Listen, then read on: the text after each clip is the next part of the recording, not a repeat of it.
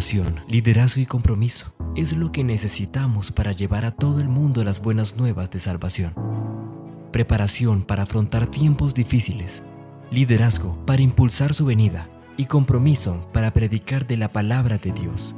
Volvamos a la palabra, preparémonos para reafirmar su venida y llevar las buenas nuevas de salvación. Volvamos a la palabra con Francisco Flores. Preparémonos cada día más para el regreso de nuestro Dios.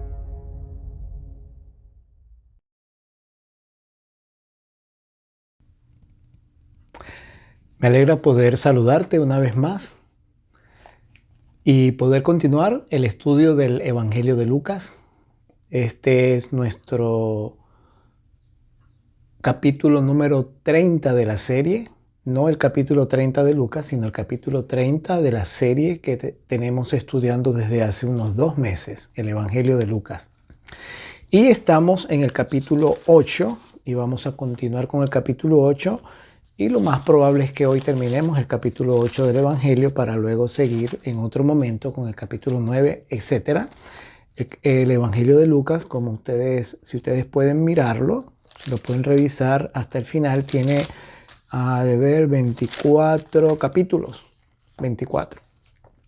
Así que vamos a orar para comenzar y de esa manera avanzar. Te damos muchas gracias, Padre Celestial, por esta oportunidad que tenemos de abrir tu palabra, seguir estudiando tu palabra, conocerte más a través de los evangelios, saber las cosas que hiciste, cómo las hiciste, por qué las hiciste y poder entender, Señor, lo que la Biblia nos revela. Ayúdanos a mirar en la palabra los principios que tú has querido colocar allí para nuestra salvación, para nuestra bendición.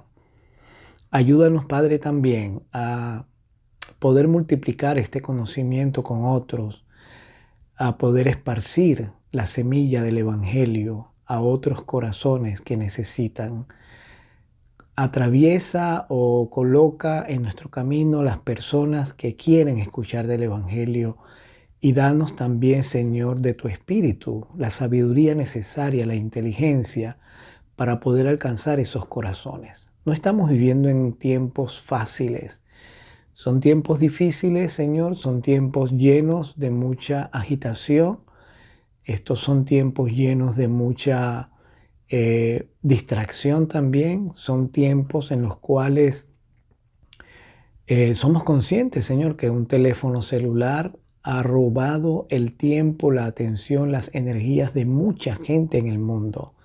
Y nosotros mismos necesitamos cuidarnos de no caer en esa trampa.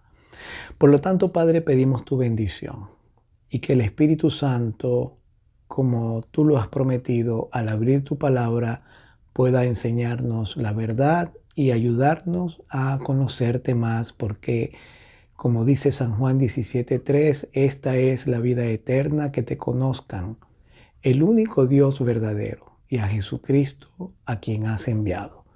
Gracias, Padre Santo, en el nombre de Jesús. Amén.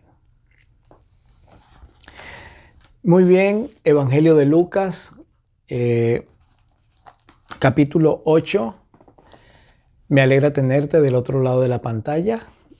Recuerda, si tienes a alguien que tú conoces, simplemente dale la voz, riega la voz, para que pueda él también suscribirse a mi canal de YouTube, Frank Flores Bible. Allí está toda la serie de Lucas y hay otros sermones.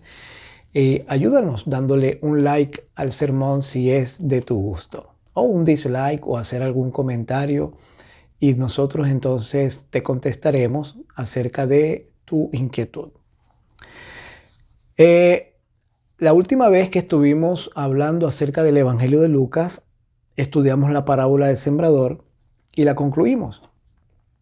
Ahora es el momento de estudiar los versículos 16 al 18 que hablan acerca de un principio que el Señor Jesús dejó en el Evangelio de Lucas cuando dice: nadie que enciende una luz la cubre con una vasija ni la pone debajo de la cama, sino que la pone en un candelero para que los que entran vean la luz. Porque nada hay oculto que no haya de ser manifestado, ni escondido que no haya de ser conocido y de salir a la luz. Mirad pues cómo oís, porque a todo el que tiene se le dará, y a todo el que no tiene, aún lo que tiene o lo que piensa tener se le va a quitar. Interesante cómo Jesús manifiesta este principio acerca de que cuando alguien tiene algo que mostrar, debe mostrarlo. En los tiempos de Jesús, eso es algo que nosotros sabemos, no existía la electricidad, por lo tanto las personas se alumbraban con velas, con candeleros. Y Jesús dice, si tú tienes una luz y vas a entrar en una casa que está oscura, no vas a colocar la luz debajo de la cama porque entonces no va a alumbrar. Y tampoco, dice aquí, tampoco la vas a esconder, la vas a cubrir con una vasija, porque al cubrirla con una vasija se le va a acabar el oxígeno y la luz se va a apagar. Sino que al contrario, si tú tienes algo que mostrar, si tú tienes una luz, la vas a poner en un candelero y el candelero entonces, al colocarla en el candelero, como los candeleros se colocaban en lugares estratégicos para que pudiesen alumbrar, así podrás alumbrar toda la casa. El Señor Jesús, por supuesto, se está refiriendo mayormente a la luz del Evangelio. Si nosotros hemos encontrado una luz y esa luz ha iluminado nuestra vida, como es la luz del Evangelio, entonces nosotros estamos en la obligación, estamos en el deber de mostrar esa luz a otros que no la tienen para que también sus vidas puedan ser iluminadas. Necesitamos orar a Dios. Necesitamos orar a Dios y pedirle al Señor que coloque en nuestro camino las personas que quieren escuchar el Evangelio. Necesitamos orar a Dios, porque como decía yo en la oración, no es un tiempo fácil el que vivimos. Compartir la palabra cada día se hace más y más difícil. La maldad ha llenado tanto el mundo que los seres humanos ya no creen muchas cosas. Sin embargo, hermanos, todavía hay en el mundo personas con corazón sensible que escuchan la voz del Espíritu Santo. No sabemos quiénes son, no sabemos dónde están, pero Dios sabe. El Espíritu Santo está trabajando en esos corazones. Y el Espíritu Santo quiere utilizarte a ti para que tú le hables una palabra a esa persona en el momento en que te la encuentres. Hay que pedir a Dios que nos ayude, que nos dé sabiduría, que nos ilumine para saber en qué momento y a quién es la persona que nosotros debemos hablarle.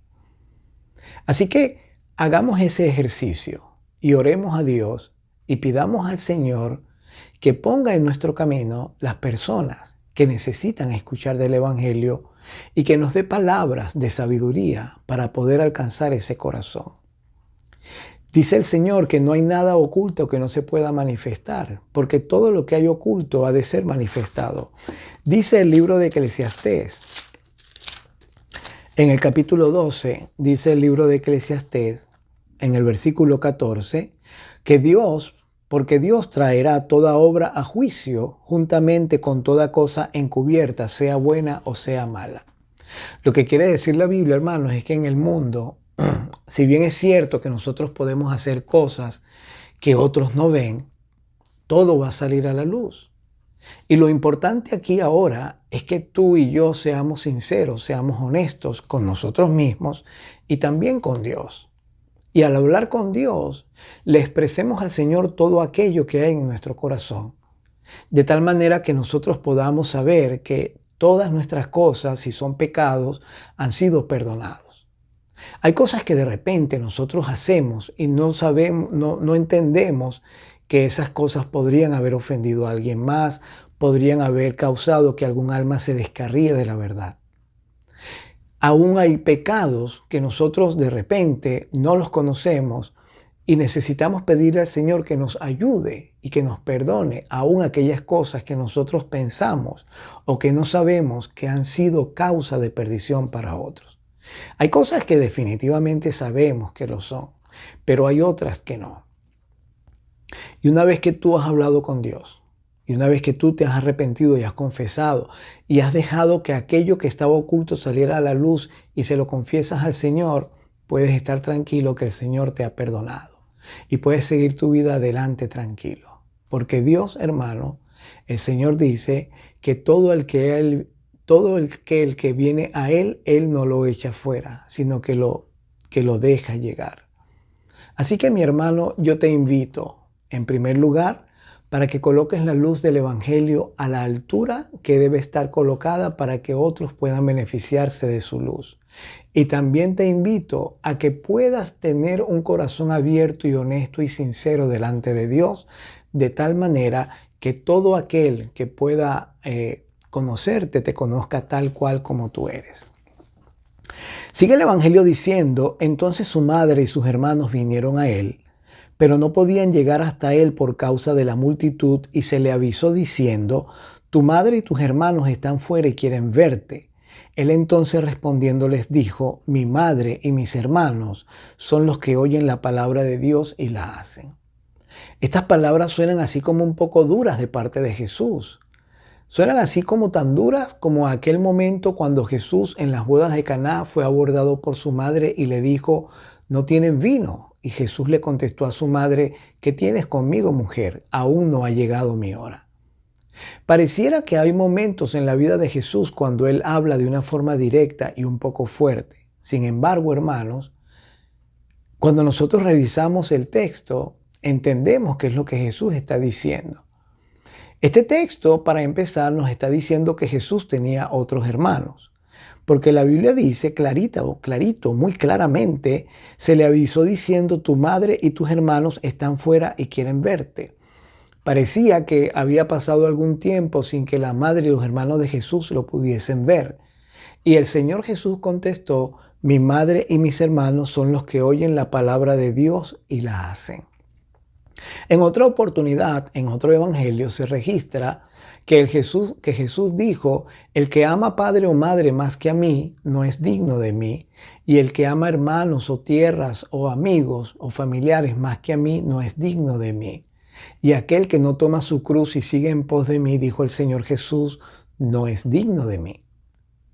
Con esto el Señor está diciendo, hermanos, que los nexos familiares no son un motivo, no son una causa, no son una razón para que nosotros abandonemos a Dios o dejemos a un lado las cosas de Dios para colocar los nexos familiares en primer lugar. Dios debe ser supremo. El amor a Dios debe estar por encima de todas las cosas. Y después, el amor a la familia, el amor al prójimo. Por eso el Señor Jesús dijo: mi madre y mis hermanos son los que oyen la palabra de Dios y la hacen. Así que, por cierto, debe haber mucha gente cuyos nexos familiares se han cortado por el hecho de haber aceptado el Evangelio.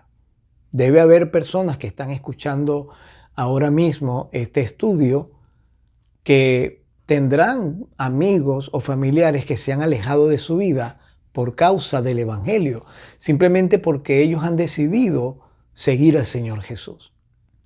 No tenemos nosotros por qué desesperarnos, no tenemos nosotros por qué sentirnos mal, no tenemos nosotros por qué poner a un lado nuestras emociones positivas, ni tampoco pensar que aquella persona ya no merece nuestro amor. No. Es un principio bíblico. El Señor Jesús dijo: mi madre y mis hermanos son los que oyen la palabra de Dios y la hacen. Y el que ama padre o madre más que a mí no es digno de mí. Así que necesitamos entender que si bien es cierto, el amor a Dios es supremo, nosotros debemos colocar en primer lugar el amor a Dios por encima de todas las cosas y dejar que el Señor se encargue de solucionar cualquier otro nexo familiar que tengamos y que se haya roto por causa del Evangelio. El Evangelio continúa diciendo que aconteció un día, este es Lucas otra vez, ¿no? Ya les había hablado acerca de esto, del relato de Lucas, que parece un relato así como interrumpido. Primero habla acerca de la luz que se pone sobre el candelero, luego salta y habla acerca de que vinieron a interrumpirle, que su madre y sus hermanos lo estaban buscando, y otra vez salta y dice: aconteció un día, que entró en una barca con sus discípulos y les dijo: pasemos al otro lado del lago, y partieron, pero mientras navegaban, él se durmió y se desencadenó una tempestad de viento en el lago y se anegaban y peligraban. Así que Jesús está en un lago y la Biblia no ha dicho cuál lago es este. Solamente dice que entró en la barca con sus discípulos y les dijo que remaran, que navegaran hasta el otro lado del lago, y él se durmió. Así que se desencadenó una tempestad de viento, dice, y se anegaban. Quiere decir que el agua del lago estaba entrando dentro del barco, y vinieron a él y le despertaron diciendo: Maestro, maestro, que perecemos. Bueno, así sería la tempestad y así sería la inundación dentro del barco, que los discípulos vinieron a despertarlo para decirle que se estaban inundando, que se estaban muriendo, que se iban a ahogar. Si nosotros nos ponemos a imaginar la escena, el barco llenándose de agua y Jesús durmiendo, quiere decir que Jesús también se estaba mojando, pero de alguna manera no se despertó, o tal vez estaba en un lugar donde el agua no lo alcanzaba a él todavía. La verdad es que esto es algo bastante interesante y digno de meditar, porque un barco en una tempestad se tambalea, y si el agua está entrando dentro del barco hace ruido, y los discípulos seguramente hacían más ruido tratando de sacar el agua del barco, y Jesús estaba durmiendo. Jesús debe haber caído en un sueño muy profundo, o simplemente dormía tranquilo, confiado en el poder de su Padre, y simplemente estaba confiado de que el barco no se iba a hundir, o a lo mejor lo estaba haciendo adrede para probar la fe de sus discípulos. No sabemos. Entonces dice la Biblia que despertando él, estaba dormido, reprendió al viento y a las olas, y cesaron, y se hizo bonanza. Se hizo una calma. Y les dijo: ¿dónde está vuestra fe? Y atemorizados se maravillaban, y se decían unos a otros: ¿quién es este que aún a los vientos y a las aguas manda y le obedece? ¡Wow! Necesitamos, al estudiar la palabra, utilizar nuestra imaginación, porque en primer lugar no tenemos un video de la escena, no tenemos una foto, no tenemos nada. Lo único que tenemos es el relato del Evangelio, pero por supuesto tenemos la asistencia del Espíritu Santo que nos ayuda. No es difícil imaginarse un barco en el mar, en un lago. No podríamos imaginar el tamaño, porque es un barco de pesca y están los discípulos allí.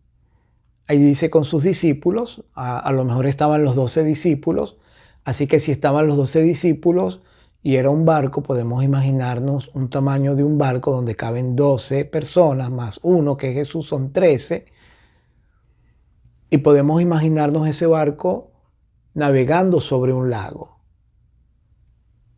No tenemos las dimensiones del lago, ni siquiera sabemos cuál es el lago, porque todavía la Biblia no ha dicho cuál es el lago, pero cuando nosotros vamos al versículo 26, dice la palabra: y arribaron a la tierra de los Gadarenos, que está en la ribera opuesta a Galilea. Así que ahora sabemos que el lago por el cual estaban navegando Jesús y sus discípulos era un lago que atravesaba hasta Gadara, desde Galilea hasta Gadara. Así que este es un lago que está en Galilea.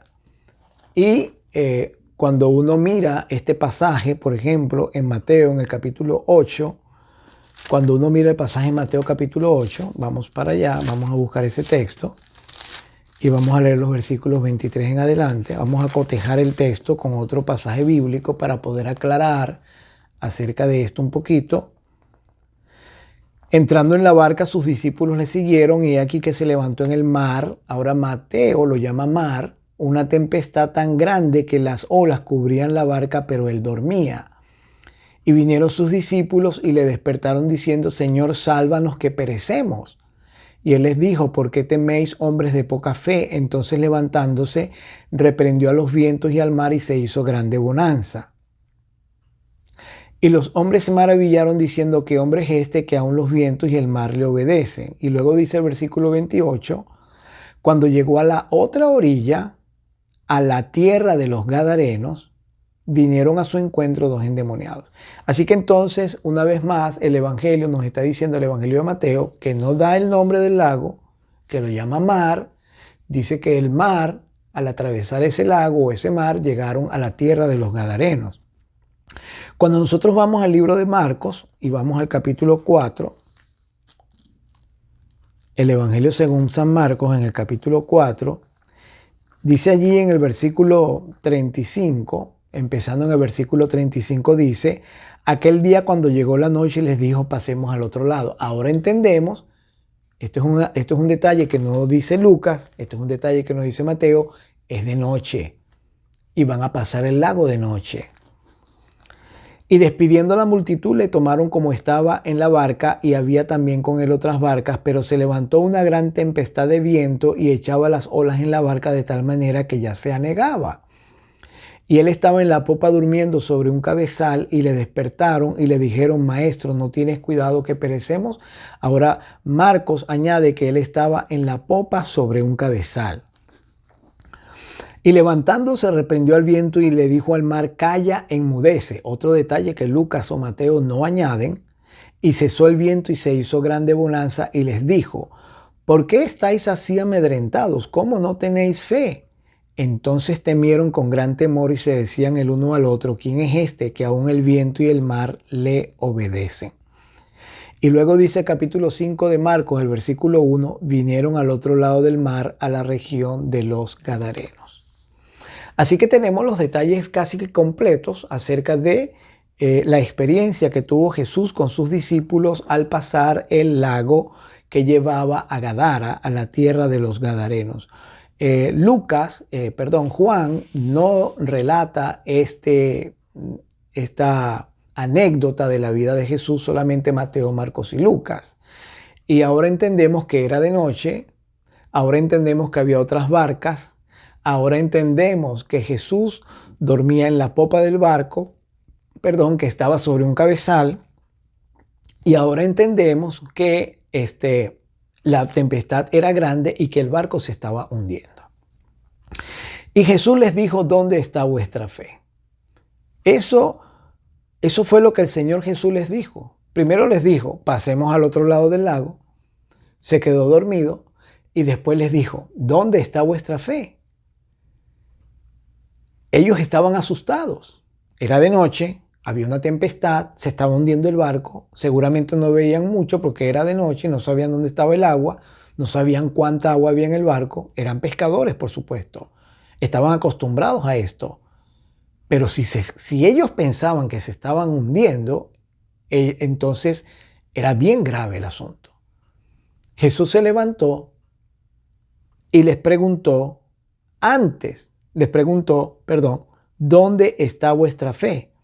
Pero Jesús reprendió al viento y a las olas y cesaron y se hizo una grande bonanza.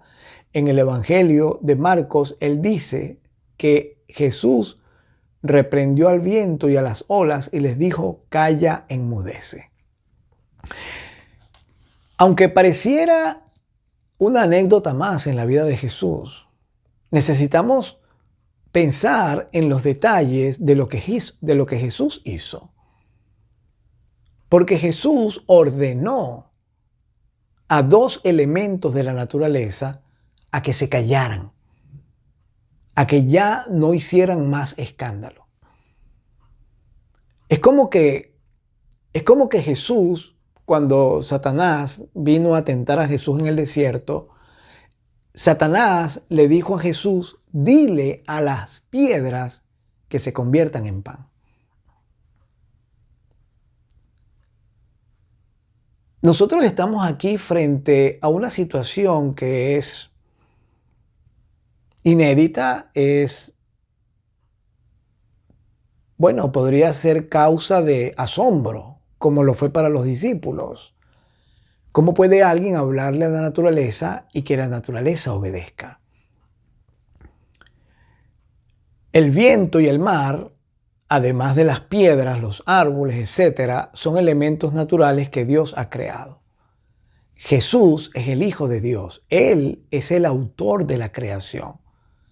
Pero en estos estudios hemos dicho repetidamente que Jesús no utilizó su poder divino para hacer milagros. Y en este momento, Él no está usando su poder divino. Él está usando lo que siempre utilizó, la ayuda de los ángeles. Y cuando Él decía la palabra, los ángeles actuaban. ¿Y por qué? Porque Él tenía fe en su Padre. Tanta fe tenía Jesús en su Padre que si a Él no lo hubiesen despertado, Él no se despierta. Porque Él estaba confiado en la protección de su Padre. Su Padre no lo iba a dejar morir. Así que Él se levantó y mandó al viento y a las aguas que cesaran de soplar, que cesaran la tempestad. Y entonces se hizo una gran bonanza. Yo tengo una teoría acerca de esto. Y tengo una teoría acerca de esto por el episodio que sigue, que es el de los endemoniados o el del endemoniado gadareno. Yo tengo una teoría acerca de esto porque el único que estaba interesado en quitarle la vida a Jesús era Satanás. Y Satanás provocó la tempestad en el mar. Los vientos a los cuales se refiere la Biblia, según lo que yo entiendo, no son otra cosa que los mismos demonios agitando las aguas para que la barca se hunda. Y cuando Jesús dijo, calla, enmudece, Él estaba hablándole a los demonios. Y los demonios no les quedó otro camino, no les quedó otra alternativa que callarse, que cesar. Porque el Señor Jesús estaba hablando en el nombre de su Padre. Él estaba hablando con la autoridad de su Padre, que su Padre le dio desde el momento que él fue bautizado y le dijo, este es mi Hijo amado en quien tengo contentamiento, a él oíd. Y el Señor Jesús, asistido por los ángeles celestiales, ordenó a estos demonios que callaran y cesaran la tempestad, y así lo hicieron. A ti de repente te podrá parecer que esto es un poco especulativo, porque se está hablando de una tempestad. Pero a medida que nosotros avancemos en el Evangelio de Lucas y cuando continuemos con la experiencia del endemoniado gadareno, nos vamos a dar cuenta que Jesús no estaba hablando simplemente al viento. En el Evangelio de San Juan, en el capítulo 3, el Señor Jesús, hablando con Nicodemo, le dijo lo siguiente. De cierto te digo, capítulo 3, versículo 5, de cierto te digo que el que no naciere de agua y del Espíritu no puede entrar en el reino de Dios. Los dos elementos que el Señor Jesús está mencionando en San Juan capítulo 3 son los mismos dos elementos que están siendo estudiados en el capítulo 8 de Lucas, el agua y el Espíritu. Notemos nosotros que el Señor Jesús le está diciendo a Nicodemo, el que no nace de agua y del Espíritu no puede entrar en el reino de Dios. Y tú me vas a decir, pero en Lucas es el agua y el viento. Un momento. Y luego dice el Señor, no te maravilles de que te dije, os es necesario nacer de nuevo. El viento sopla de donde quiere y oye su sonido, pero no sabes de dónde viene ni a dónde va. Así es todo aquel que es nacido del Espíritu. Ahora entendemos que el Señor Jesús está comparando al Espíritu Santo con la acción del viento. Y la palabra que se utiliza para viento es la misma palabra que se utiliza para espíritu. Y la palabra que se utiliza para viento también está relacionada con la palabra que se utiliza para ángeles. Y dice la Biblia que Nicodemo le respondió y le dijo, ¿cómo puede hacerse esto? Y Jesús le dijo, ¿eres tú maestro de Israel y no sabes esto? En el Evangelio de Lucas nosotros encontramos entonces que cuando Jesús entra en la barca y le dice a sus discípulos que remen para ir al otro lado de la barca, ellos así lo hacen. Y entonces el Señor se duerme en la barca y se levanta una gran tempestad en la barca y la tempestad de viento está haciendo que la barca se hunda, se llene de agua para hundirse. Hay un versículo en la Biblia también, en uno de los evangelios, y la próxima vez que estemos juntos se los voy a mostrar, donde el Señor Jesús envió a sus discípulos a predicar. ¿Y qué hizo Jesús? La Biblia dice que el Señor Jesús sopló en sus discípulos y les dijo, reciban el Espíritu Santo. Sopló. No hay un versículo más claro en la Biblia para indicarnos que el Señor Jesús asocia la acción del aire o el viento con la obra del Espíritu Santo. Así que, hermanos, cuando el Señor Jesús se levantó aquella noche en aquel barco a calmar la tempestad y cuando le dijo, calla, enmudece, está haciendo exactamente lo mismo que él hacía con los demonios, cuando les ordenaba que dejaran a los cuerpos que estaban atormentando. Por eso el Señor Jesús estaba durmiendo, porque él era consciente de que toda su vida era un conflicto entre las huestes satánicas y las huestes celestiales. Las huestes satánicas mandadas o comandadas por el príncipe de las tinieblas, Satanás, y las huestes angélicas comandadas, en este caso, por el Padre, que le está dando a su Hijo la delegación de la autoridad para que él pueda actuar. Una vez les recuerdo el versículo donde el Señor Jesús le dijo a Natanael, allá en el capítulo 1 y el versículo 51 del Evangelio de Juan, de cierto os digo, de aquí adelante veréis el cielo abierto y a los ángeles de Dios que suben y descienden sobre el Hijo del Hombre.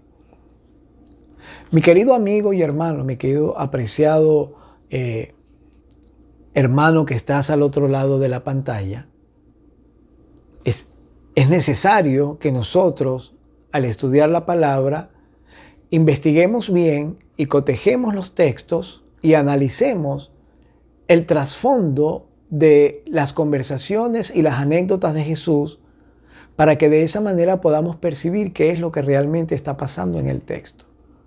En nuestra próxima entrega vamos a hablar de lo que sucedió en Gadara cuando Jesús llegó al otro lado del lago. Y entonces nos vamos a dar cuenta y a reconfirmar que lo que estaba pasando en el lago que lleva hasta Gadara, el lago de Genesaret, este lago de Galilea, en esa tempestad que se levantó, no era otra cosa que la acción de los demonios tratando de quitarle la vida al Señor Jesús.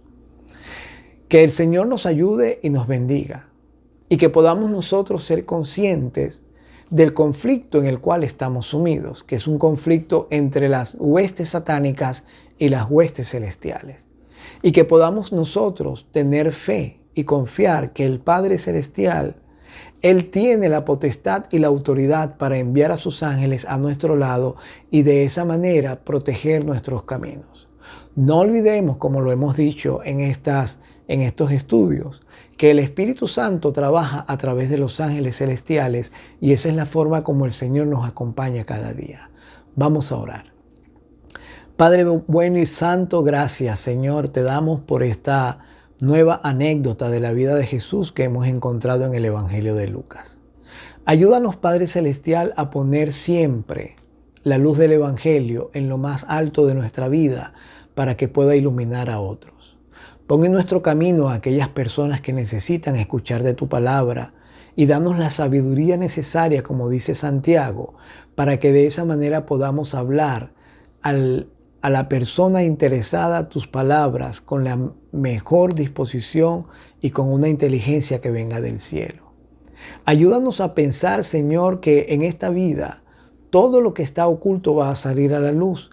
Ayúdanos a ser francos, honestos, sinceros contigo y a poner todas las cosas, escondidas o no, a tus pies para que tú, Señor, puedas arreglar nuestra vida, perdonar lo que tengas que perdonar y podamos seguir adelante en paz contigo. También, Señor, enséñanos y ayúdanos a recordar que tú eres el dueño de todas las cosas y que en tu mano está la autoridad para poder hacer que aquellas cosas que tú tienes en esta vida puedan ser dirigidas y administradas por la obra del Espíritu Santo a través de nosotros. Aumenta nuestra fe, danos la capacidad de entender que tú eres Dios y que tú, Señor, estás a nuestro lado para bendecirnos y ayudarnos en el momento que así te lo pidamos. Te damos honra y gloria, Señor, y bendecimos tu nombre con nuestra vida. Te glorificamos en el nombre de Jesús. Amén. Muchísimas gracias por estar allí. Les esperamos de nuevo en nuestra próxima entrega. No olvides, volvamos a la palabra. Suscríbete a mi canal de YouTube, Frank Flores Bible. Corre la voz y también sígueme en mis redes sociales de Instagram y Facebook. Que el Señor te guarde y te bendiga y nos vemos en una próxima entrega.